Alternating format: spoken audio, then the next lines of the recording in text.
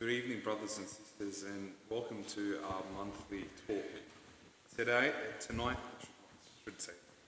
we are having a talk with Sam and Nass about applying the teachings of our church fathers to business today. So without further ado, Sam and Nass.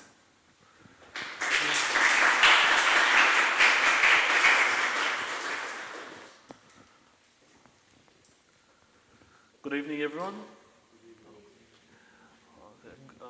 Tonight, Nass and I will be speaking, as Matthew said, about applying the teachings of the early church fathers to business today, and how we've applied it to our business.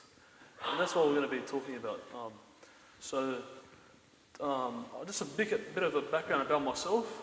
My name is Sam. I actually attended the Holy Saviour Primary School here at Holy Saviour, and I've studied Bachelor of Business and Commerce, majoring in accounting. I've also attended at Western Sydney University, and Nass and I have started our business together, Shoperific, which is an e-commerce platform, and AE White Solutions, which is a digital marketing service business, which we offer around Sydney and international as well. And a bit about activities that I do. I love going to the gym, I love socialising, meeting new people, and discussing business with other people as well, and attending church as well. Nass I'll give it to Nass. Can you guys hear me? Yeah, I'm just testing this 18th century technology. Sorry, guys. So Sam and I, we come from very different backgrounds. I went to De La Salle Bankstown, and straight after De La Salle Bankstown, I did a Bachelor's of Counterterrorism, Intelligence and Security.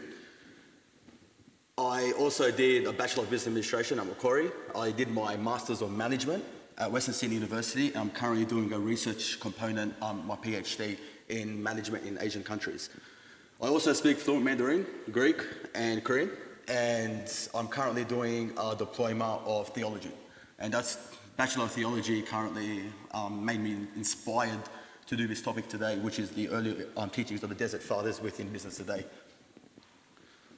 So, who are the Church Fathers, actually? Well, let's take a step back. So the Church Fathers are the ancient early Christians who were Christian theologians, and they currently affect our Christian doctrine today. So depending on which Christian denomination you come from, these are the 6 Church Fathers. So basically the Great Fathers, which was the split between the Western Catholicism and Eastern Orthodoxy, that's the Great Fathers were the foundation of the Great Schism that happened between the 9th and 10th century.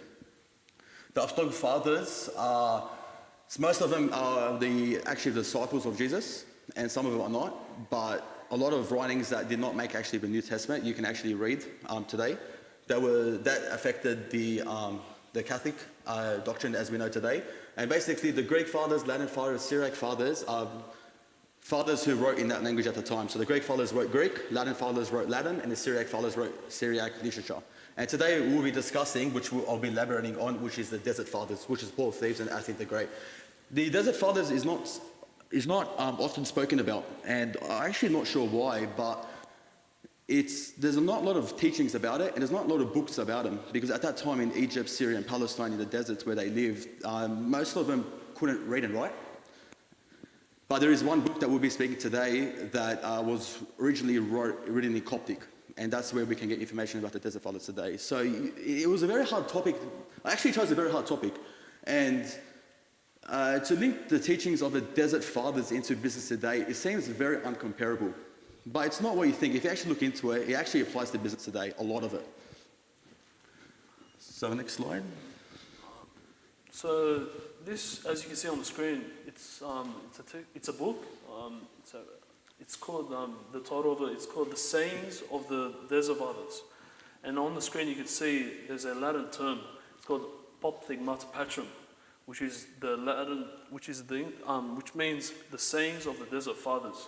Now this book actually dwells into the Desert Fathers and how they used to live their life, and how they used to influence the Christian doctrine today as we know it, and how they used to live with other people, the way they used to deal with other people and stuff. It was quite very interesting book.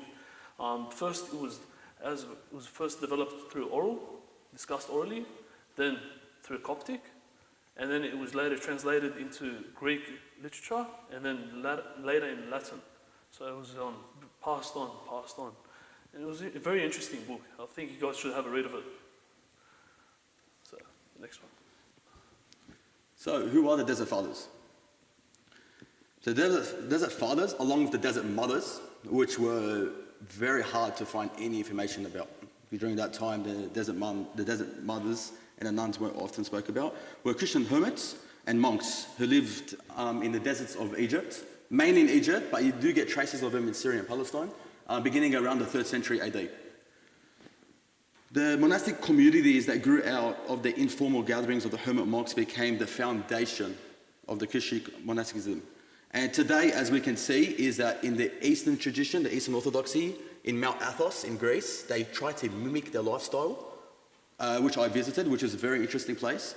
And in the Western Catholicism tradition, we have a thing called Rule of Saint Benedict. And both of them are very strongly influenced by the Desert Fathers. So the Poor Thebes is often credited to being the founder of this whole Desert Fathers, but it was actually Aoun the Great who launched the movement. And he became the Desert Father, which we know today. So it started by Aoun the Great heard a Sunday sermon that perfection could be achieved by selling all of one's possessions, giving that proceeds to the poor, and following Christ. He followed the advice and made the further step of moving into the desert and seek complete solitude. And I'm talking about he goes for months without seeing anybody at all. And he never eats until he gets a full stomach. He has a very, very little bread and salt every single day of his life. And every time if he sees a woman, he always puts his head down. And because the reason for that is because, as God teaches in the Bible, that he's judged by our inner thoughts. So for example, if I hate somebody, I already committed murder. If I look at a woman to lust upon, I already committed adultery. So that's one of the main reasons, and they take that very seriously during the Desert Fathers. So Mount Athos, that really good looking guy on the bottom left, that's me. So here's my spiritual father. His name is Father George Fajoun. He's actually Lebanese with a Greek Orthodox religion, or I should say faith. He lived in Mount Athos for 12 years. And he was one of the reasons, he actually granted me my visa. You actually need a visa to go to Mount Athos. It's not part of the Greek visa. You actually need a separate visa for that. And he guided me through my whole process within Mount Athos and everything. I visited there in 2016 in August.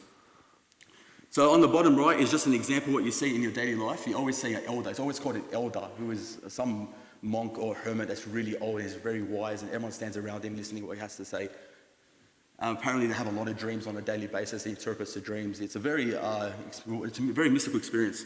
Mount Athos is just located out of Greece on the top right, and that's what it looks like from afar. So you actually have to catch a boat to go to Mount Athos. It's actually separate from Greece. It's considered Greece, but it's actually very different because they're not all Greeks. You find everyone from all around the world. You see Russians. I actually met someone that lived in Bastille that actually lived there for 6 years. He was Russian, so it was very interesting. Very interesting place. You meet everyone from all around the world. So Jesus Prayer. I had to mention the Jesus Prayer. The Jesus Prayer is considered one of the most, I don't like to say the word strongest, but the most significant prayer in Mount Athos. So the origins of the Jesus Prayer, that's often said in Eastern Orthodoxy and sometimes in the Catholicism faith, it's actually the origins is the Egyptian desert. And not many people know that. So it was settled by the Desert Fathers and the Desert Mothers in the 5th century. So if you go to Mount Athos, they say the Jesus Prayer 24/7 out loud. The way you say it is Greece is Christos. Actually forgot the word. Christos. Don't worry about it. So basically, in the English translation is Lord Jesus Christ, have mercy on me. So and people who can't speak Greek, they say that. So mostly here, Lord Jesus Christ, Son of God, Lord Jesus Christ, have mercy on me. You say it You can hear everyone saying that if they work during the day, when they wake up in the morning, at night, when they pray, they always say it 24/7. The reason why they do that is because they believe that they develop a connection with God and it doesn't distract them from other thoughts. That's what it is. That's why they say it. And it's a very strong prayer. And the reason why it's a strong prayer is because it's repeated automatically and unconsciously by the mind, becoming an eternal habit and becomes self-active, as they say. It combines through mental repetition of the prayer and thus unified with the heart, the spirit, and the prayer becomes constant. And also by saying that in the background like like a background music, it does not hinder the normal everyday activities of the person. Those are the three amazing reasons why they say that Jesus prayer.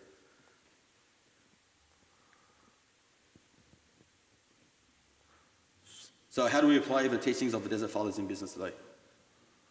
So the way we apply the teachings, now, as you can see on the slide right now, I'll just introduce about the business first. So AE, we started this year, March 2020, during the peak of coronavirus. And the reason why we started this business is because we first started our first business, Shoperific. It was an e-commerce platform. Coronavirus came in, and all of a sudden, the exports and imports stopped from China. And so we decided to open up an AE-wide solutions, that's an I. And the reason we started because we saw people that needed to go online, businesses that needed to go online, that wanted to reach more customers. Because of the coronavirus, everyone has to stay indoors, no one could go out.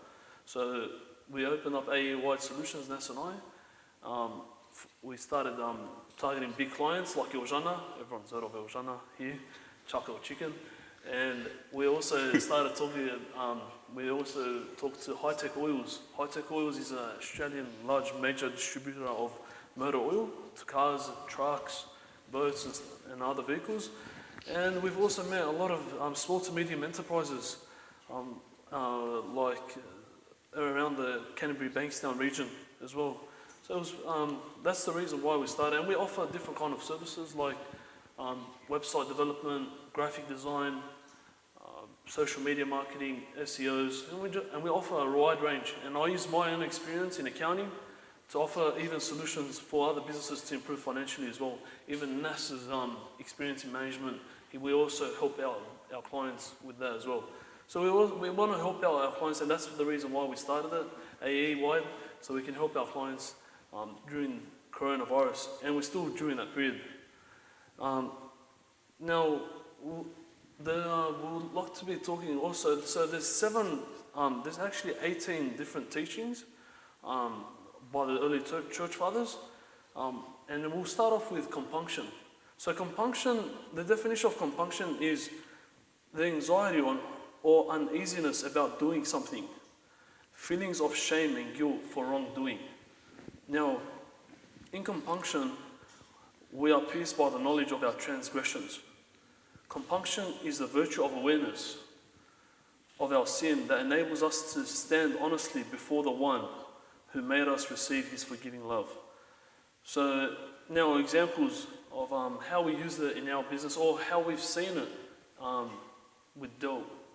people have dealt with it. So like for example, a boss, he actually, if he treats his assistant badly when he first came to see her, now all of a sudden he wants to give her a raise in a short period of time. He felt the regret.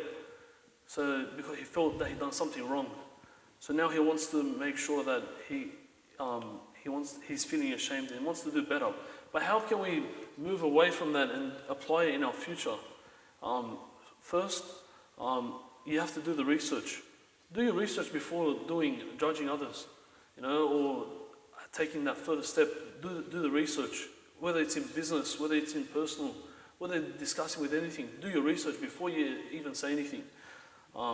Even relying on other opinions. Relying on other opinions is important, but make sure you get the right advice from people. It's not about just talking to any person. But if you want to seek guidance in business, talk to someone that's already opened a business in that field, so you can seek that guidance. You need that. We ask for God for that wisdom. We need that wisdom. But in seeking that wisdom, we have to also take that strength from ourselves and take that, persevere and go forward in it. And going on instinct. Well, going on instinct, what I mean is taking a gut feeling. Don't overthink too many things. you know, or follow your heart.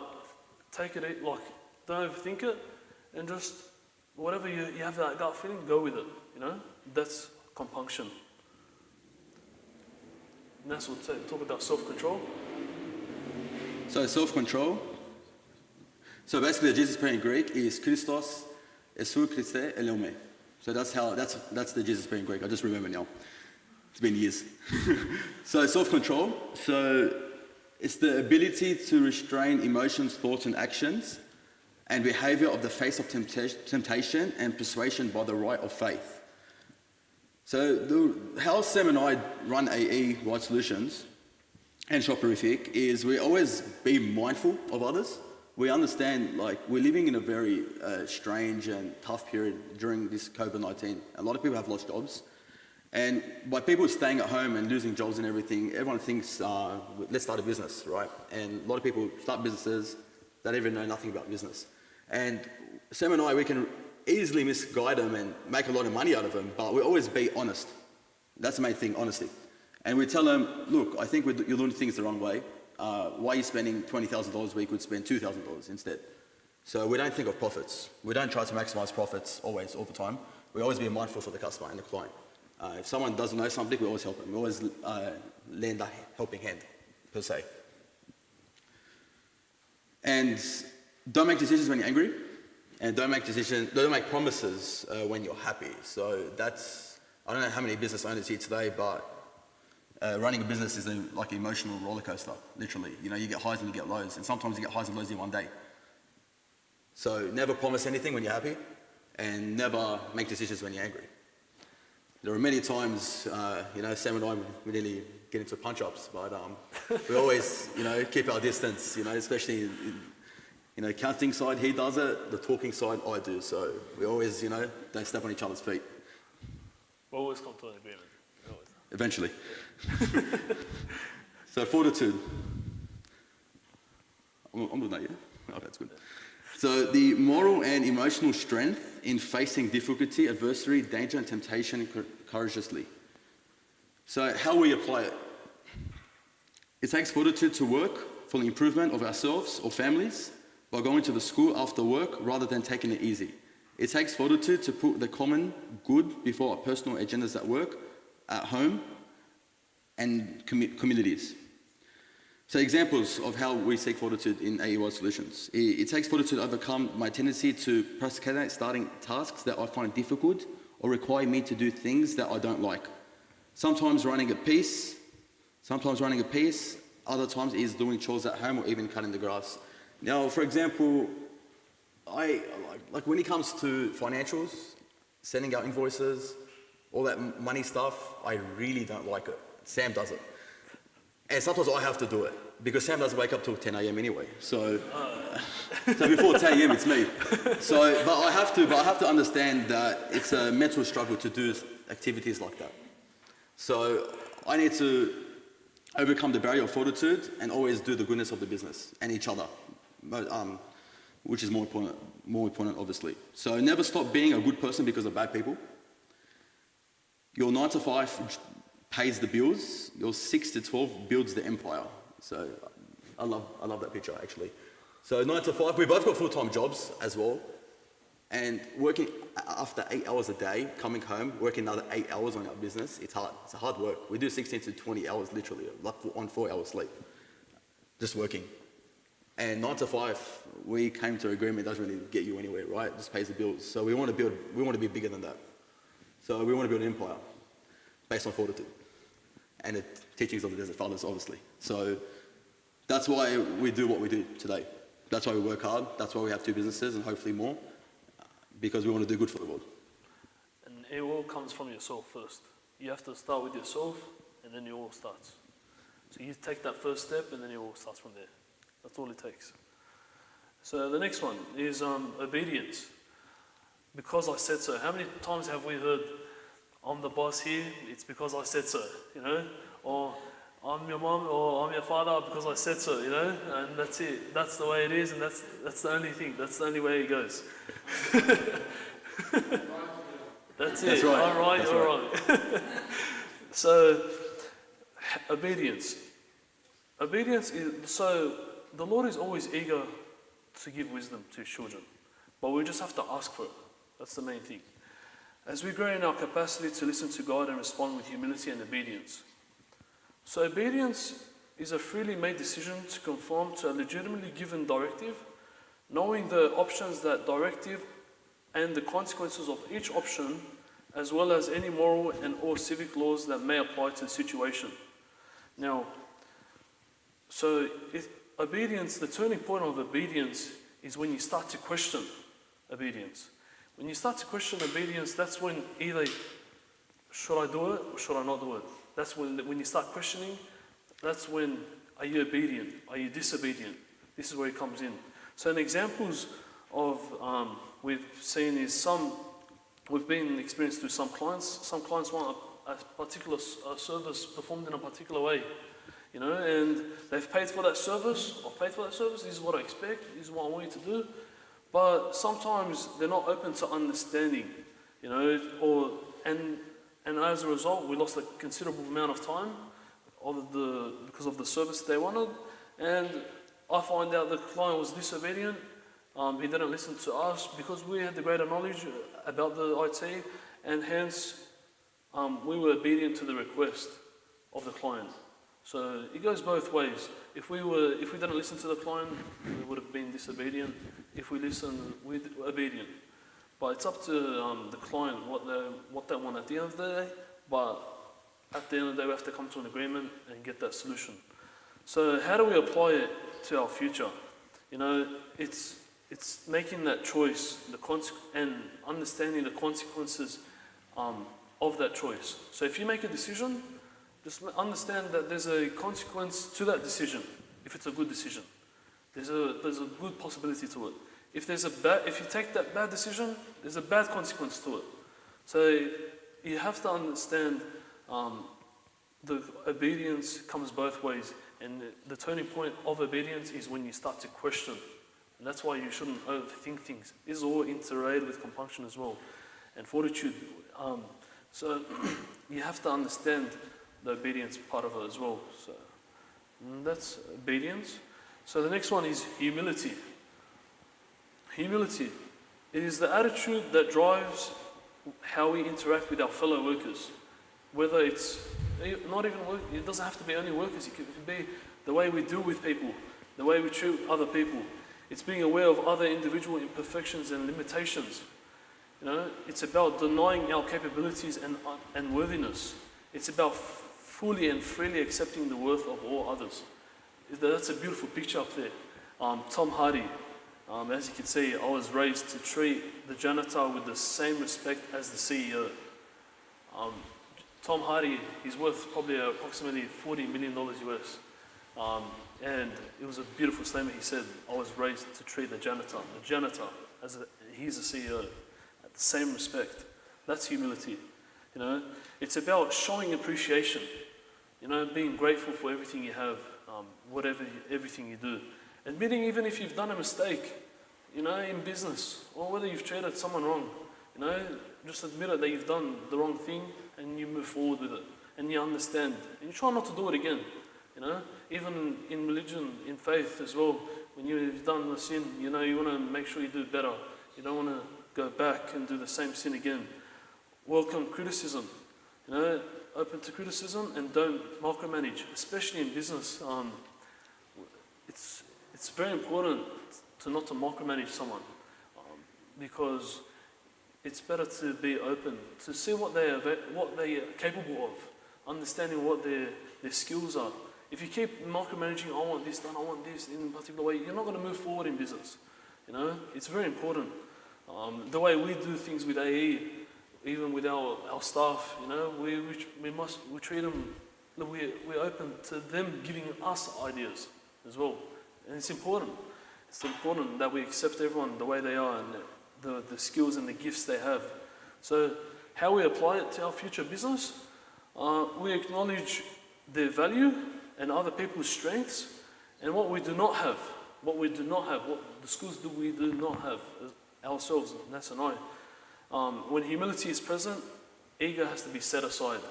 The ego has to put aside, and the learning and growth can take place. that's when you start to improve yourself. That's when the fortitude comes in from yourself, that empire, you start to build yourself. You know, that's where it starts, from yourself. You put the ego aside and you take the learning and the growth phase. So the next one, patience. Everyone knows what patience is. Success, especially in business, success takes time. It takes a lot of time. You have to be very patient with who you're dealing with, if it's employees, whether it's customers, stakeholders, anyone you're dealing with, you have to be very patient and be very open to understanding. So the definition of patience is the capacity to accept or to tolerate delay problems or suffering without becoming annoyed or anxious. You know, that's what. So don't be annoyed or anxious about problems or delays that occur, but it's about being more understanding at the same time. So examples how I've been impatient. Sometimes Nass makes a comment, you know, I think things should be done in a certain way, and then I jump in and I tell him, nah, Nass, it shouldn't be this way, you know, and he hasn't even said the problem.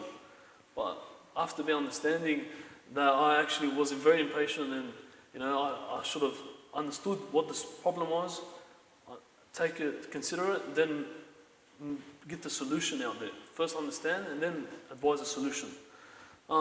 Even don't jump quickly to things. Be understanding. So, like applying in the future, count to 10. Very easy. Before you even type an email and you're angry, you know, just count to 10. Think about it, what you're going to say, and go with it before you make any decision. But even it's about speaking to people, mentors, business partners, whoever you look at, you know, whether it's coming to the local priest, you know, getting advice about certain things, about the faith, about business as well, seeking guidance from mentors. It's very important that you talk to the right people. It's very important that you don't talk to, like we said in terms of fortitude as well, talking to the right people, not seeking guidance from other people that you don't know, or you know that are not specialised in that field. So, and last but not least, charity. As you can see in that photo, charity. We started, Nass and I, when we first started Shoperific, it was during the bushfires as well. As you know, we had the bushfires in early 2020, and we made an incredible difference in the lives of those who were affected by the bushfires. Food Bank New South Wales generously offered transport of those products, as you can see in that photo. And we started, you know what, we advertised it, we done an advertisement on Facebook, and random started coming, you know, like, oh, here, I want to help out, you know, I want to help out with the bushfires. And when you want to apply it to business, or how you want to apply charity, it's about being aware of people that are in need. Don't wait till people tell you, this person, he's struggling, I'm going to be out, and then you know about it. No, if you see that person struggling, you see him in need, go out there, help him out. You know, don't wait for someone to tell you to do something. You know, and help them as soon as possible. You know, if they're struggling, they're in need, why not go out there and help them? You know, even if it doesn't have to be money, it can be something like physical goods, like as you can see, toilet paper. People needed toilet paper. You know, it's something that people needed. You know, and that's what that's it. It's all about voluntarily helping out, going out there yourself. You know, seeing someone in need, and that's what charity is about. And we always do it we're also currently doing it with AE, any businesses that we want to help. It's pretty much not charity, but like we also want to help out no matter as much as we can in business as well. And Nass has got some quotes. So this is the direct quotes from Apostolic Stigmata Patrum, which is the original text written in Coptic of the early desert fathers. So I'll just grab a few randoms that are relevant to what we spoke about today, which were the seven principles. Seven principles, yeah. So I'll just start. These are direct quotes, by the way, in Coptic, translated in Latin, translated in Greek, Latin, and English. The hermit said, "This is the way." The hermit said, "This is the way to be strong. When temptations start to speak in your mind, do not answer them, but get up, pray, do penance, and say, Son of God, have mercy on me, which is the Jesus prayer. Kyrie Isu Christe enome. Again, that's a Greek one. Yeah. It is dangerous for a man to try teaching before he is trained in the good life. A man whose house is about to fall down may invite travelers inside to refresh them. But instead, they will be hurt in the collapse of the house. It is the same with teachers who have not carefully trained themselves in the good life. They destroy their hearers as well as themselves. Their mouth invites them to salvation. The way of life leads to ruin. Why words did I let you out? Why words did I let you get out? I have often been sorry that I have spoken, never that I have been silent. Take care to be silent, empty your mind. Attend to your meditation in the fear of God, wherever you are resting or at work. If you do this, you will not fear the attacks of the demons.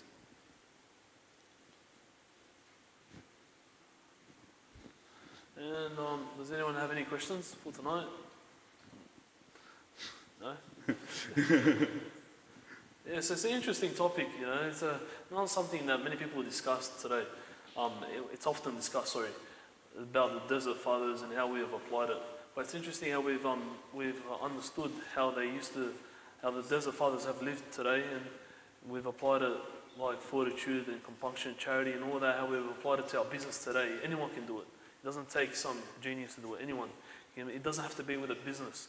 You can be with anyone in yourself. You start with yourself and you go out there and do it.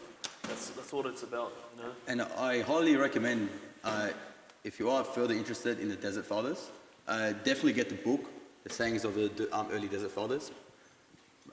I highly recommend it. It's a very good read. There's not a lot of information about the Desert Fathers. This is the only source of information. It's actually a prescribed study book for monks in Greece to actually study. Because, as I said, Mount Athos tried to mimic the life. So it's a very powerful, very, very powerful book. We spoke about 7. There's actually 18 of it. We'll be here all night talking about each one of them. But it's a very interesting book. And linking them to business today, it might seem uncomparable. But it's actually very relevant. So I highly recommend everyone read the book as well. Thank you guys for listening.